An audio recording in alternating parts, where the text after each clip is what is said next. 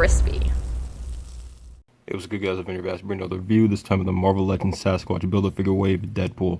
Now, this has been sitting at my Walgreens for a while. I've seen it here and there. It disappeared for a while, and then I saw it this week. I was like, you know what? Let me just get it, because I'm not going to lie to you guys. There's a lot of Marvel Legends coming out, but I just don't have the money to keep buying waves here and there. Like, I buy a certain figure from a wave, and then I'll buy it, like, I want to say a couple months later, because I just can't afford it. But this Deadpool wave is really dope. I just really haven't been sought after getting all the figures. But this Deadpool figure is really, really dope. So let's get into it. So this is a more classic look of Deadpool. When I was first introduced to Deadpool, it was in Marvel Ultimate Alliance. And I just fell in love with the character ever since then. And whenever I saw him in TV or comic books, this is the suit that I always remember him from. So it's just a really simple design of him, but it's also very cool. I'd say it's worth 20 bucks. It's a really dope figure. He doesn't really come with any accessories besides the swords, and he doesn't come with the Build-A-Figure piece, but it's just a dope figure. So looking at this head sculpt, it's pretty good.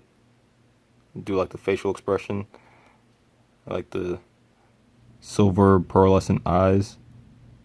See the ear. He doesn't have the drip in the back of his head, and that's more of a classic Deadpool. The drip wasn't introduced until, I want to say, the early 2000s, so pretty reminiscent of the older comics. I do like the suit. The harness is pretty good. And I do like this belt. See the Deadpool symbol there. And then all these pieces on the side are movable. I do like the pouch on the leg. Very simple. These things on the side. Really, really dope figure. And I do like the fact that they chose the bullseye mold.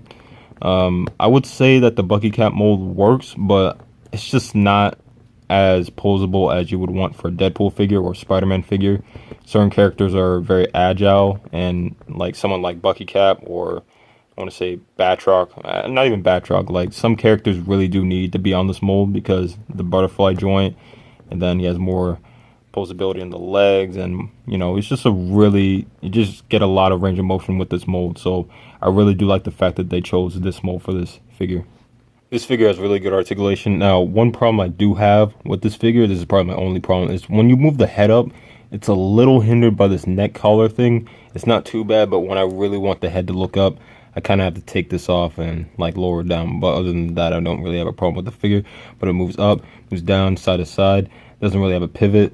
Butterfly joint, arm moves up and down, so the bicep, double joint at the elbow, wrist moves side to side, hand moves up and down, and these hands can come out. Ab crunch, really like this ab crunch. And the belt came off, so be careful about that. And he has a waist swivel.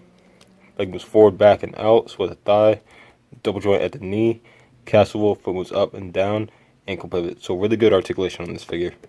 Here is next to some other Deadpool figures from the past. Here's the Juggernaut Build-A-Figure Wave Deadpool. And I'm going to say that I kind of like this figure more than I do like this figure. This one's dope, don't get me wrong, but I just kind of like this one more because of the range of motion and how simple it is. I feel like this figure has a little too much. Like, I don't know. It's just a little hard to move at times. But I do like this figure. It's the Marvel Now look of him.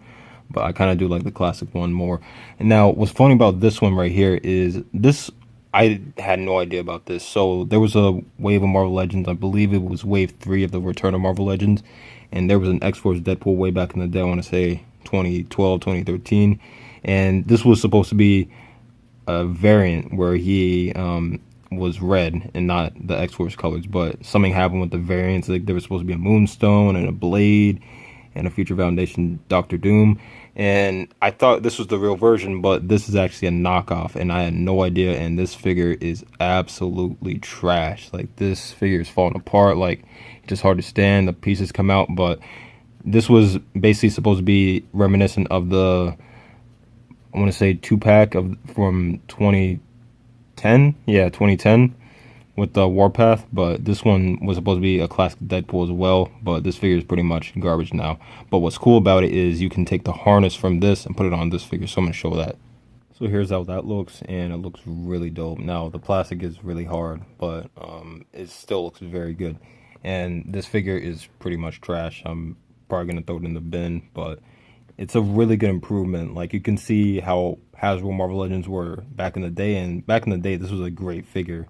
the real version, not my knockoff. But this is a way better figure, in my opinion. I'm gonna rate Deadpool a 10. This is a really good figure. Highly recommend that you pick it up. And yeah, alright guys, thank you all for watching, and I'll catch you later. Peace.